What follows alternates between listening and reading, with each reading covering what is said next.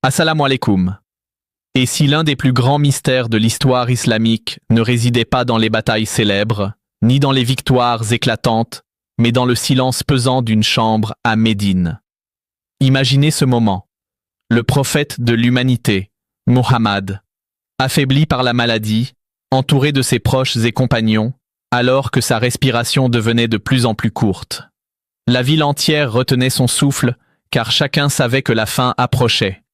Et si, dans ces instants suspendus, se jouait le destin de toute une civilisation, pas par une épée, ni par une guerre, mais par une parole non prononcée, par une plume qui n'a jamais touché le parchemin, par un secret laissé dans l'ombre. Médine, l'an 11 de l'Hégire, baignait dans une atmosphère étrange.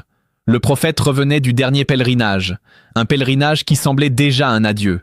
Les musulmans avaient tout marché avec lui, écouté ses paroles, et beaucoup pressentaient que ce voyage n'était pas seulement un rituel, mais un message caché. Quand il tomba malade, la peur se fit plus lourde que jamais. Les fidèles remplissèrent la mosquée, leurs visages reflétaient l'inquiétude.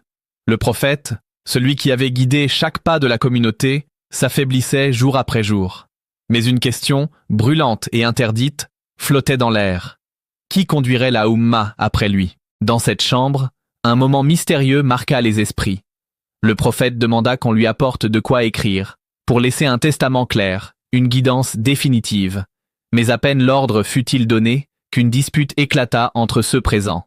Certains craignaient que sa maladie ne brouille ses paroles et que le texte ne sème plus de confusion. D'autres, au contraire, insistaient qu'il fallait absolument un écrit pour sceller l'avenir de la communauté.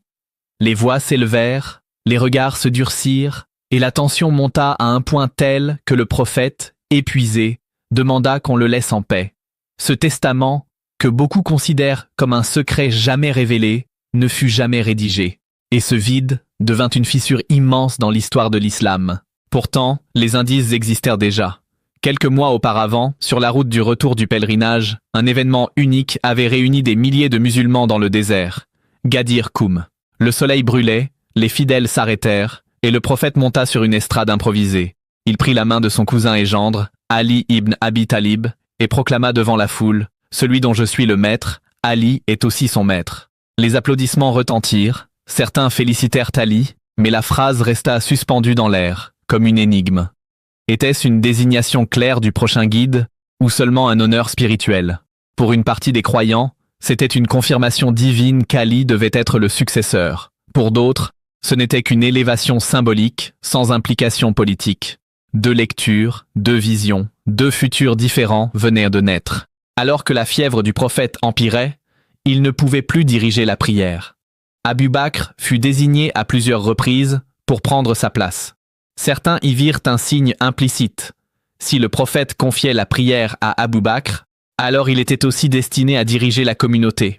Mais dans la maison du prophète, Ali restait proche, veillant sur lui, lié par le sang, par l'amour, et par une mission que beaucoup considéraient comme déjà scellée depuis Ghadir.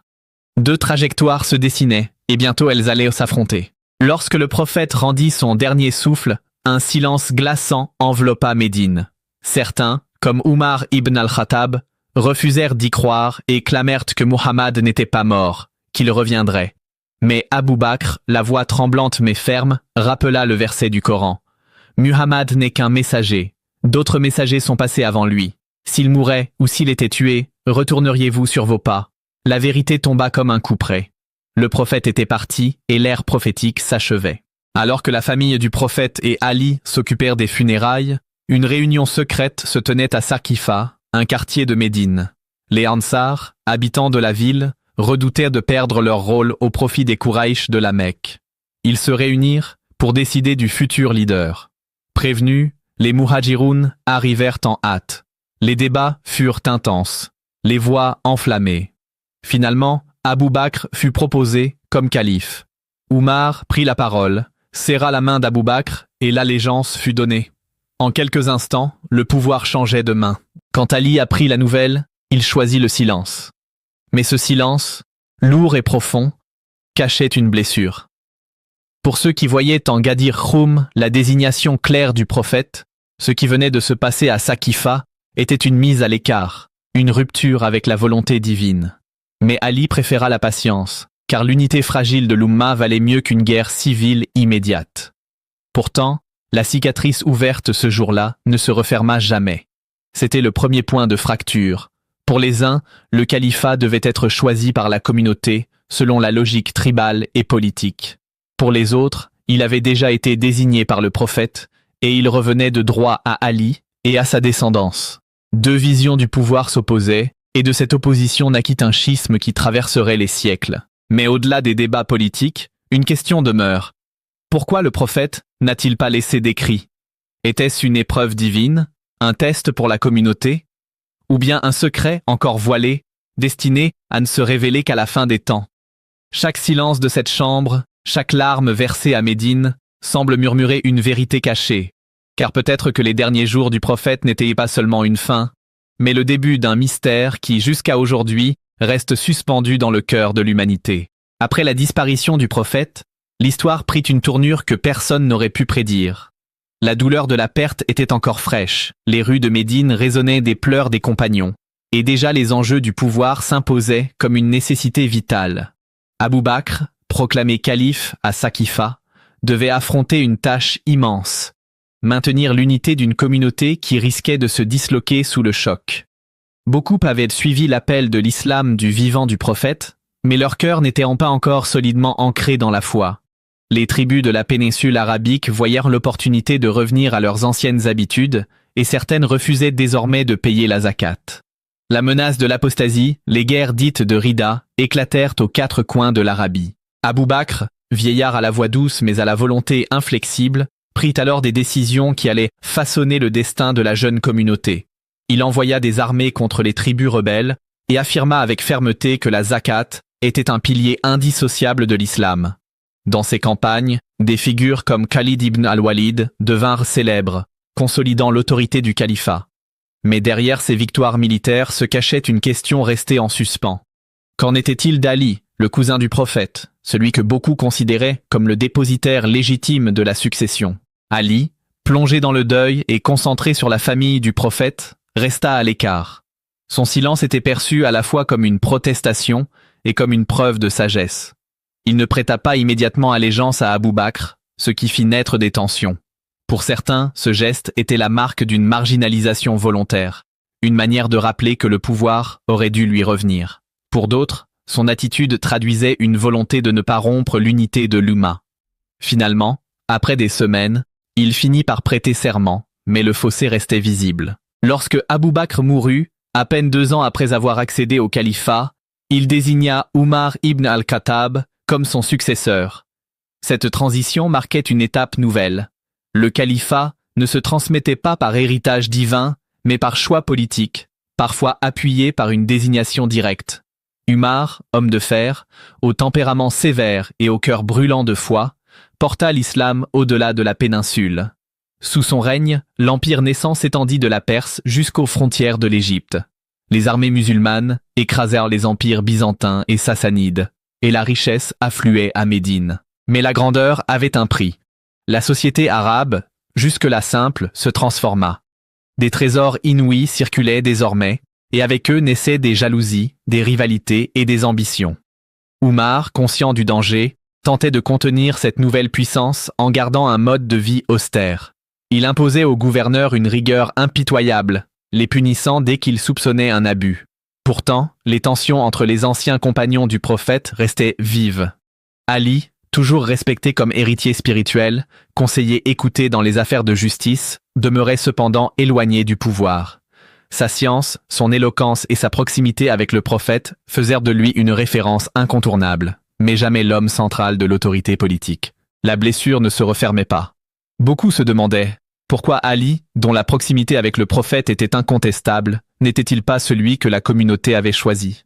Le sentiment d'injustice couvait, discret, mais persistant. Umar, avant de mourir poignardé par un esclave perse, mit en place un conseil restreint, une choura composée de 6 compagnons, chargés de désigner le prochain calife. Parmi eux se trouvait Ali, mais aussi Uthman ibn Affan, riche notable de la tribu des Omeyyades. Lorsque la choura se réunit, les débats furent intenses. Ali proposait une vision stricte, fidèle à la lettre du Coran et à la justice du prophète, une ligne de fermeté qui inquiétait certains. Othman, lui, apparaissait comme un choix plus consensuel, plus souple, prêt à apaiser les grandes familles de Quraïch. À l'issue des discussions, c'est Othman qui fut choisi comme troisième calife. Une fois encore, Ali se retrouvait écarté du pouvoir. Sous Othman, l'empire continua de s'étendre, et la compilation officielle du Coran fut achevée, unifiant la communauté autour d'un texte unique. Mais dans l'ombre de ces accomplissements, un malaise grandissait. Othman, généreux et pieux, avait une faiblesse fatale, sa tendance à favoriser sa propre famille, les Omeyyades. Il leur confiait des postes clés, des gouvernorats riches et stratégiques, et peu à peu, les critiques montèrent. Des régions comme l'Égypte, le Koufa et le Basra s'embrasèrent de mécontentement. Les populations dénonçaient la corruption, l'accaparement des richesses et le népotisme. Ali, de son côté, restait en retrait, mais ses conseils étaient souvent sollicités. Il avertissait Othman des dangers de ses nominations, l'exhortant à revenir à la justice et à l'équité. Mais Othman, trop attaché à sa famille, tarda à réagir. Finalement, le climat devint explosif. Des délégations venues de l'extérieur de Médine encerclèrent la maison du calife, exigeant des réformes. Ali tenta de calmer la colère, il envoya même ses fils, Hassan et Hussein, pour protéger Othman. Mais la tempête était trop forte. Un jour funeste, les insurgés pénétrèrent dans la maison d'Othman et l'assassinèrent alors qu'il lisait le Coran. Son sang éclaboussa les pages du livre sacré, et cette image marqua à jamais les mémoires. Médine plongea dans le chaos. La mort d'Othman n'était pas seulement un meurtre, c'était une déchirure au cœur même de la Oumma. Dans ce tumulte, les regards se tournèrent enfin vers Ali.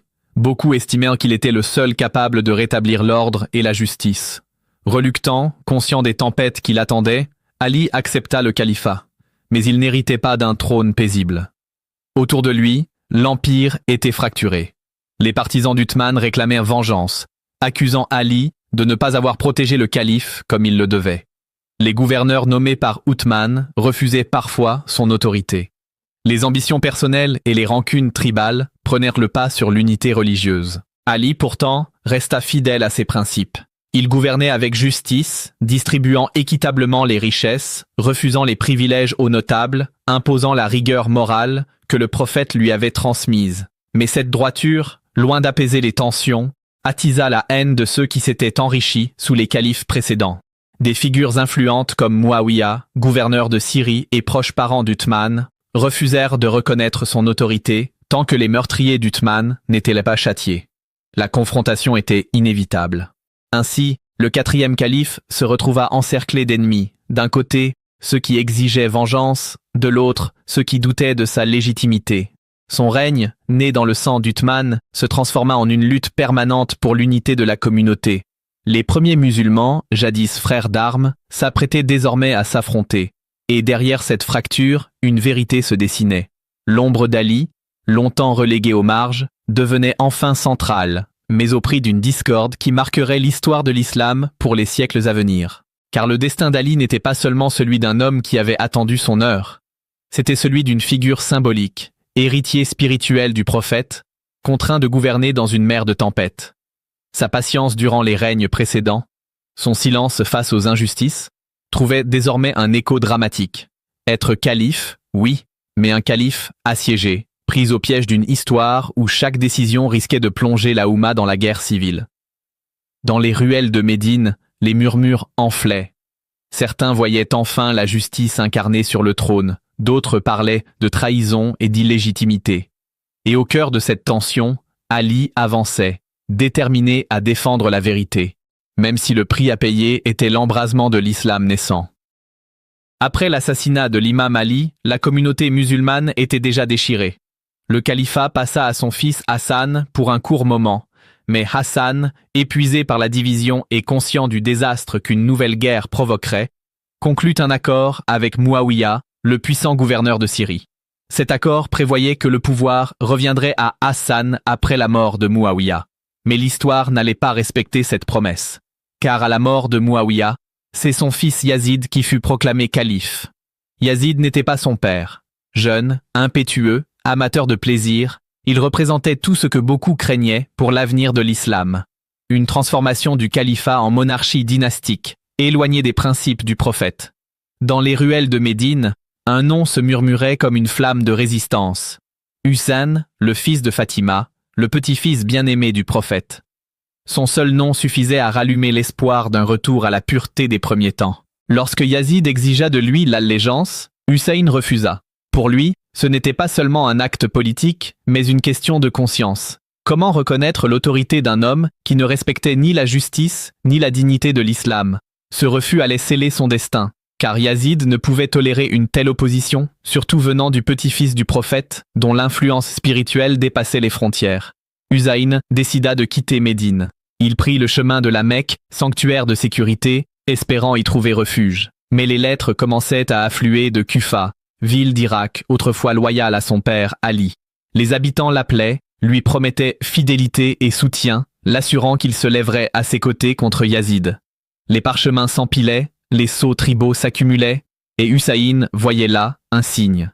Peut-être, pensait-il, que l'heure était venue de redonner à la communauté la justice perdue. Mais la route vers Koufa était semée d'embûches. Yazid, averti de ce projet, avait déjà envoyé ses hommes. L'armée de l'ennemi devançait Hussein, plaçant des barrages, fermant les routes, isolant le petit groupe de partisans qui l'accompagnait. Hussein voyageait avec sa famille, ses enfants, ses proches. Il n'était pas une armée, mais une caravane de fidèles décidés à affronter l'inévitable. Lorsque Hussein atteignit les plaines arides de Karbala, au bord de l'Euphrate, le piège se referma. Les soldats de Yazid, conduits par Umar ibn Saad, encerclèrent le camp. Le fleuve était à quelques pas, mais ses eaux furent interdites aux compagnons de Hussein. Sous le soleil brûlant de l'Irak, hommes, femmes et enfants souffrèrent de soif.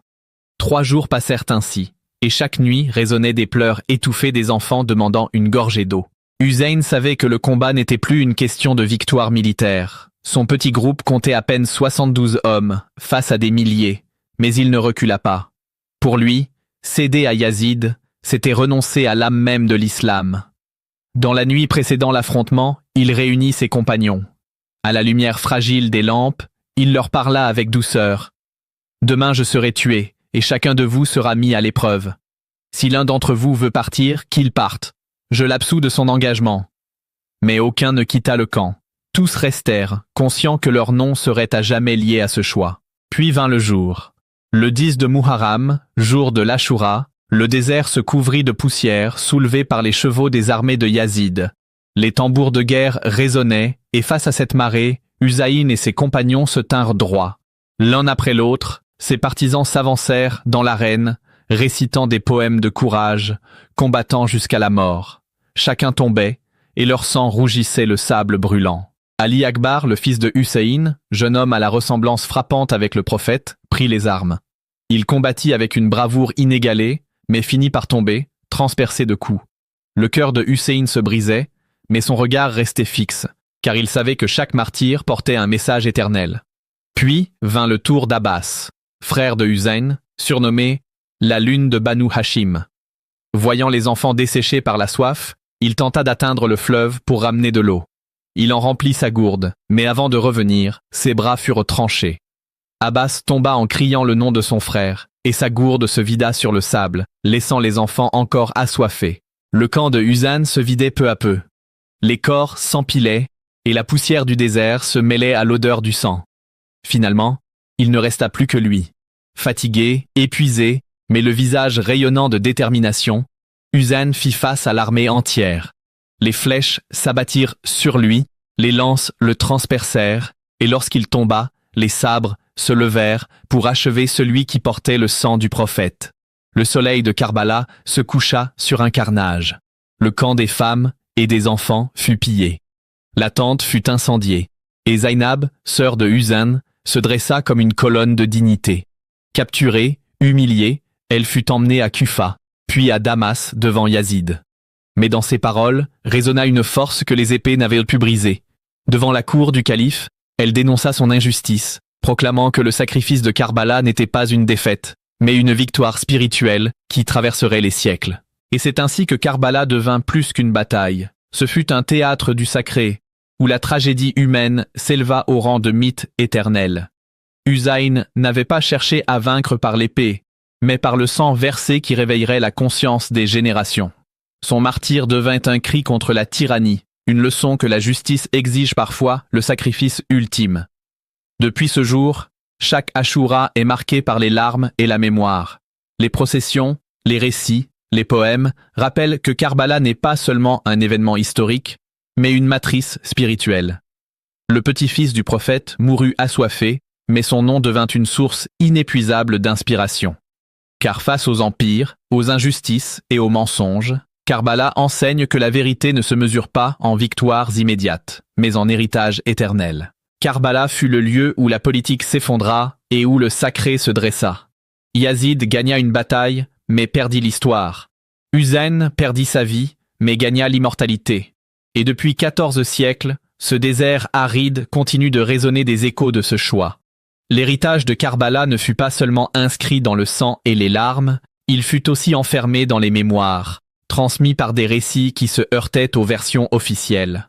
À mesure que les années passaient, une bataille parallèle s'engageait, celle des mots, des livres et des histoires qui allaient façonner la conscience de la communauté musulmane. Car l'histoire n'est jamais qu'une seule vérité.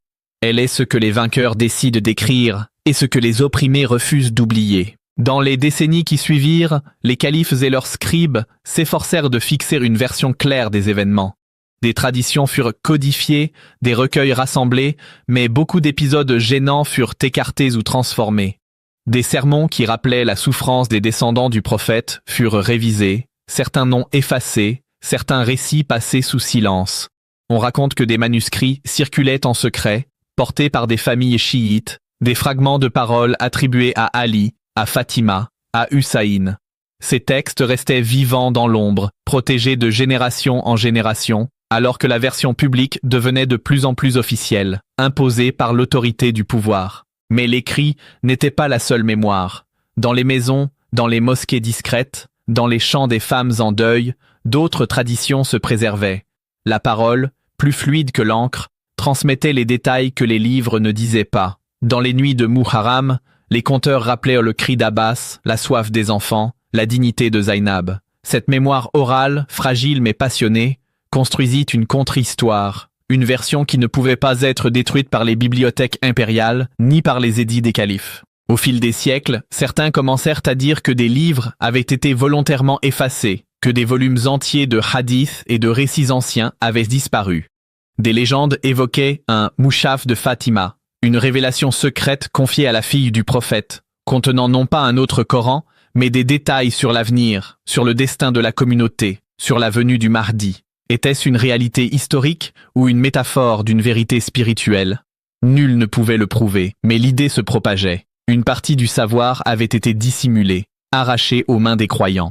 Dans les cercles mystiques, le temps était vu comme une toile où chaque événement, chaque déchirure, annonçait autre chose. Karbala n'était pas seulement une tragédie du passé, mais une prophétie vivante. On murmurait que la fin des temps serait marquée par le retour d'un descendant de Hussein, l'imam al-Mahdi, qui rétablirait la justice et dévoilerait les vérités que les puissants avaient tenté de cacher. La douleur de Karbala devenait ainsi une promesse, celle que le sang versé n'était pas vain, mais la semence d'une rédemption future. Les soufis, de leur côté, interprétaient cette histoire comme un miroir de l'âme.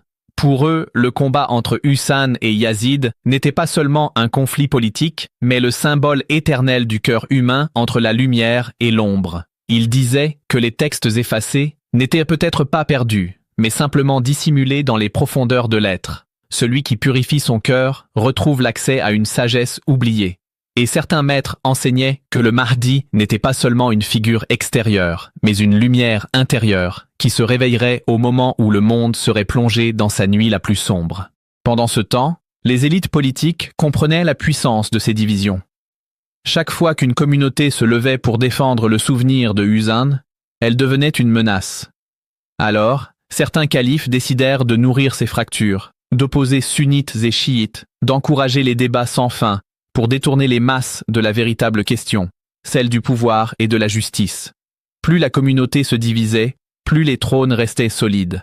Les poètes de cour chantèrent la gloire des califes, tandis que dans les ruelles, les lamentations rappelaient la douleur de Karbala.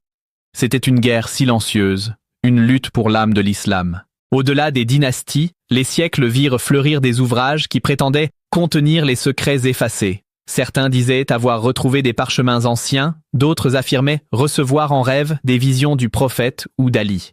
Dans les tavernes soufis, On chuchotait que le temps lui-même cache un livre invisible où sont inscrits les destins des hommes, mais que ce livre ne peut être ouvert que par celui qui est choisi. L'imam caché, le Mahdi attendu. Cette croyance liait l'histoire et la mystique, la politique et la prophétie. L'héritage de Karbala, les récits divergents, les traditions orales et les manuscrits perdus formaient un puzzle incomplet, mais vibrant. Chaque pièce ajoutée renforçait l'idée que l'histoire telle qu'on la connaissait n'était pas l'histoire entière.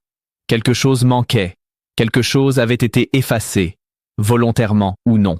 Et ce vide devint lui-même une force, car il alimentait le mystère, il nourrissait l'attente. Dans certaines villes, on disait que les élites manipulaient les croyances, créant des faux livres pour brouiller les pistes, diffusant des traditions contradictoires pour que personne ne sache distinguer le vrai du faux. Mais malgré ces efforts, une chose résistait. La mémoire vivante de Karbala et l'espérance que le Mahdi viendrait. Plus les siècles passaient, plus cette espérance grandissait, se transformant en un cri silencieux, porté de génération en génération. Et peut-être que le plus grand héritage de cette histoire n'était pas dans les manuscrits effacés ni dans les bibliothèques brûlées, mais dans le cœur des croyants qui continuaient de transmettre, en secret ou en public, cette conviction que la vérité ne peut être effacée à jamais, qu'elle attend son heure, cachée dans les plis du temps, et que le jour viendra où le voile sera levé. Les siècles qui suivirent Karbala furent marqués par un paradoxe étrange. Alors que la mémoire de Hussein devenait un cri de justice, elle fut aussi instrumentalisée par des pouvoirs qui cherchaient à régner. Les empires naissaient, s'effondraient, et dans leur lutte pour la légitimité, ils utilisèrent le schisme comme une arme plus redoutable que les épées. Car les hommes savent que gouverner ne suffit pas, il faut convaincre, modeler les esprits, donner aux guerres l'apparence d'une mission sacrée. Lorsque les Abbassides prirent le pouvoir en 750, renversant les Omeyyades, ils le firent au nom de la famille du prophète. Leurs partisans avaient crié vengeance pour Hussein, accusant les Omeyyades d'avoir trahi l'islam et sali son héritage. Mais une fois installés à Bagdad, ces nouveaux maîtres comprirent de vite que le même slogan qui les avait portés pouvait aussi les renverser. Alors, ils réécrivirent à la mémoire. Ils exaltèrent la figure d'Ali et de sa descendance, mais seulement jusqu'au point où cela servait leur trône. Les imams chiites restèrent surveillés, parfois emprisonnés, car leur simple existence rappelait que les Abbassides n'étaient pas les véritables héritiers. C'était le premier grand paradoxe. Un pouvoir né de la revendication chiite qui, pour survivre, dut neutraliser le chiisme. Dans les ruelles de Koufa, de Qom ou de Médine, des maîtres continuaient de transmettre des récits interdits, des hadiths contestés, des litanies de deuil. Mais Bagdad, la nouvelle capitale, devint le centre d'un savoir officiel, où les bibliothèques et les madrasas étaient remplies de volumes soigneusement choisis. L'histoire se construisait sous l'œil du calife, et les conteurs qui osaient s'écarter trop de la version officielle risquaient l'exil ou la mort. Pourtant, malgré ce contrôle, la mémoire de Karbala survivait, plus vive encore, comme une cicatrice qui refusait de disparaître. Des siècles plus tard, à l'autre extrémité du monde musulman, une nouvelle puissance allait comprendre que ce schisme pouvait être utilisé non seulement pour se défendre, mais pour bâtir un empire entier. Les Safavides, dans la Perse du XVIe siècle, décidèrent de faire du chiisme non pas une simple mémoire, mais l'âme même de leur État. Avant eux, l'Iran était majoritairement sunnite. Mais les Shahs safavides imposèrent le chiisme duodécimain comme religion officielle, par le sabre et par le sermon. Des prêcheurs furent envoyés dans chaque village. Les rites de deuil de Muharram furent transformés en spectacles grandioses, et les poètes reçurent l'ordre de chanter la douleur de Hussein, comme une bannière nationale. Ce basculement ne fut pas seulement spirituel, il fut stratégique. Face aux Ottomans sunnites à l'ouest et aux Ouzbeks au nord, les Safavides avaient besoin d'une identité qui les sépare et les mobilise. Le chiisme, marginalisé depuis des siècles, devint soudain une arme géopolitique. Les processions d'Achoura ne rappelaient ni plus seulement Karbala, elles rappelèrent que l'ennemi était sunnite, que l'empire voisin portait la marque de Yazid. Ainsi, la mémoire sacrée devint un mur de feu entre deux mondes. Les Ottomans, eux, n'étaient pas en reste. Le sultan calife, installé à Constantinople, se voyait comme le gardien du sunnisme. Face aux Safavides, il lança une guerre non seulement de territoire, mais aussi de sermons. Des fatwas furent proclamés, accusant les chiites d'hérésie, appelant les soldats à voir dans chaque bataille une croisade intérieure. Les imams de mosquées devinrent des officiers de propagande, leurs prêches du vendredi transformées en armes sonores, destinées à galvaniser les foules et à diaboliser l'ennemi. La guerre n'était plus seulement une question de frontières, elle devenait une lutte pour les âmes. Pendant que ces empires musulmans s'affrontèrent dans une guerre fratricide, une autre menace se levait à l'ouest, les croisés. Pour les royaumes chrétiens d'Europe, divisés mais galvanisés par l'appel du pape, Jérusalem était l'objectif sacré. Et là encore, les divisions musulmanes jouèrent un rôle tragique. Lorsque les croisés arrivèrent, beaucoup de princes sunnites et chiites se méfièrent les uns des autres, plus qu'ils ne craignaient l'ennemi commun. Les Ottomans et les Safavides se disputaient des terres, pendant que les croisés plantaient leurs bannières à Antioche ou à Jérusalem. Ce fut l'un des grands drames de l'histoire. L'islam, déchiré de l'intérieur, affaibli par ses propres fractures, devint vulnérable face aux puissances extérieures. Pourtant, dans ce chaos, chaque empire trouvait le moyen de justifier ses guerres par le sacré. Les Safavides affirmaient défendre la mémoire de Husayn. Les Ottomans juraient défendre l'unité de l'islam sunnite, et les croisés, eux, brandissaient la croix comme une épée divine. L'histoire se répétait, les peuples versèrent leur sang, convaincus qu'ils luttaient pour Dieu, alors qu'en réalité, ils étaient les pions d'une gigantesque partie de pouvoir. Au cœur de cette mécanique, les prêcheurs jouèrent un rôle décisif. Un seul sermon pouvait enflammer une ville entière, un seul poème récité dans un souk pouvait transformer des marchands en soldats. Les élites comprenaient cette puissance et l'utilisaient sans scrupule. Des madrassas ottomanes sortaient des juristes formés à défendre le calife comme successeur du prophète.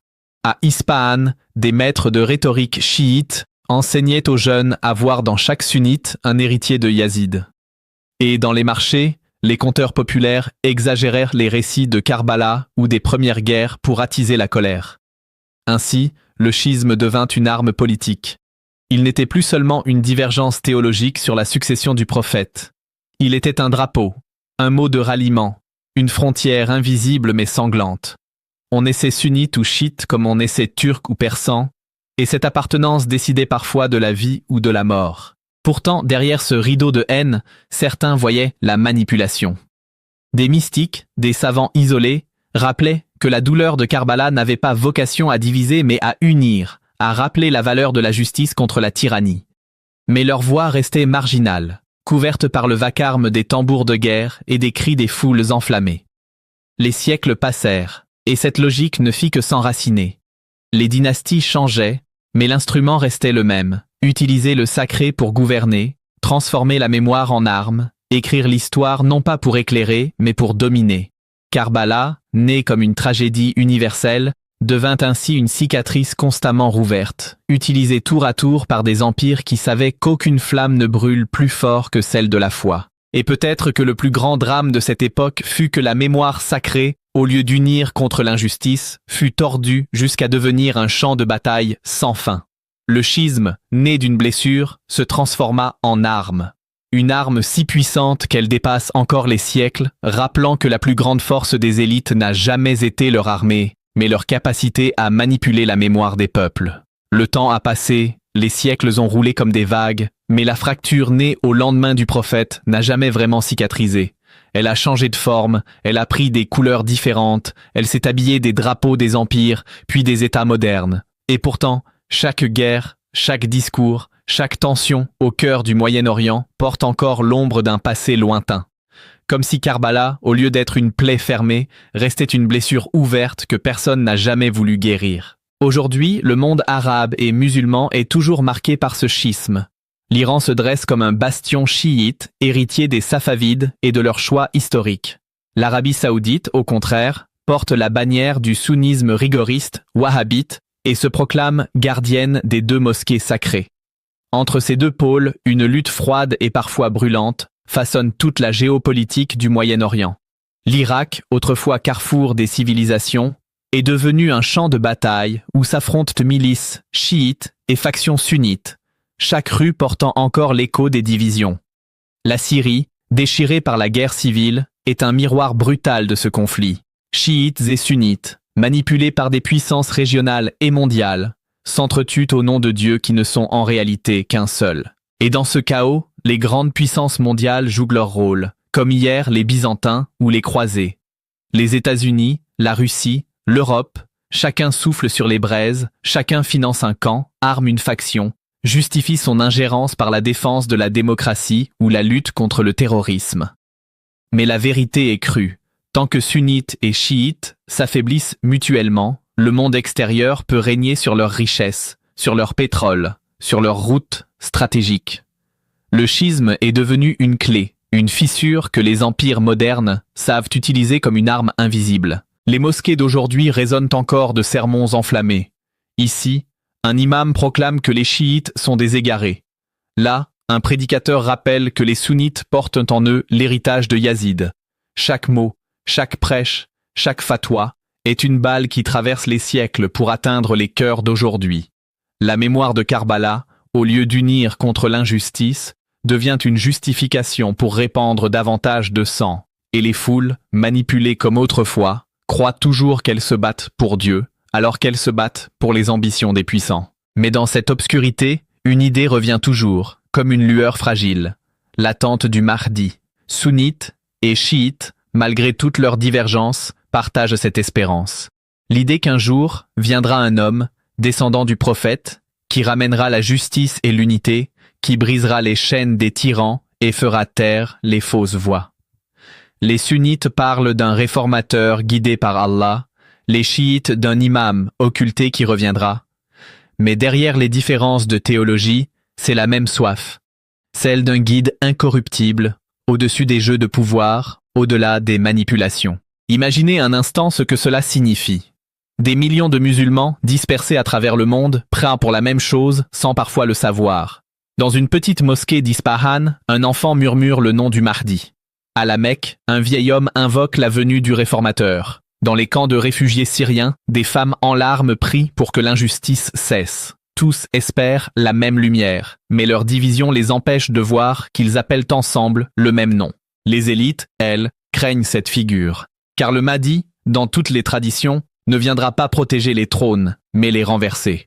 Il ne viendra pas couronner les rois, mais les juger. Sa venue, selon les récits, sera précédée de chaos, de guerre, de désordre si grand que l'humanité semblera au bord de l'effondrement. Certains disent que c'est déjà commencé, que les guerres d'Irak, de Syrie, les tensions au Liban, au Yémen, les conflits en Palestine, tout cela ne sont que les prémices, que chaque bombe qui tombe, chaque enfant qui meurt, rapproche le monde du moment où l'humanité criera enfin assez. Alors une question terrifiante se pose.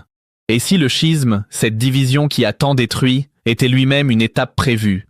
Et si l'histoire n'était pas un simple accident, mais un scénario écrit depuis le début, destiné à briser l'orgueil des hommes pour les forcer à reconnaître qu'ils ne sont rien sans l'unité?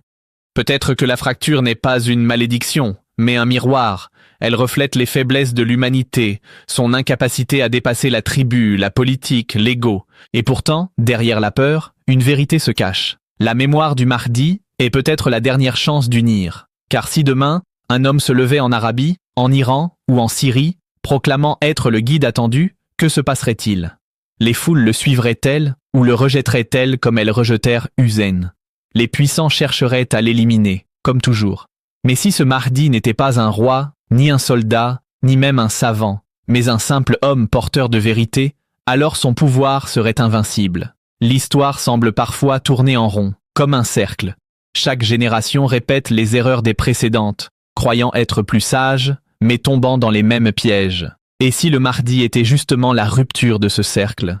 Si sa venue signifiait que le temps lui-même change de nature, que l'histoire cesse d'être une répétition pour devenir une révélation? Certains mystiques racontent que le véritable livre interdit, celui dont on dit qu'il renferme la vérité du temps, ne sera pas trouvé dans une bibliothèque, ni dans une grotte, ni dans les archives d'un empire. Ils disent que ce livre est invisible, qu'il est écrit dans une encre que seul un cœur pur peut lire. Peut-être est-ce cela, le secret, que le Mahdi ne viendra pas brandir un manuscrit caché, mais réveiller une écriture qui dort déjà dans chaque âme. Alors, pose-toi cette question. Et si, depuis toujours, nous cherchons dans les bibliothèques, dans les batailles, dans les empires, ce qui est déjà là en nous? Et si le vrai livre interdit n'était pas écrit sur du papier, mais gravé dans le cœur des hommes?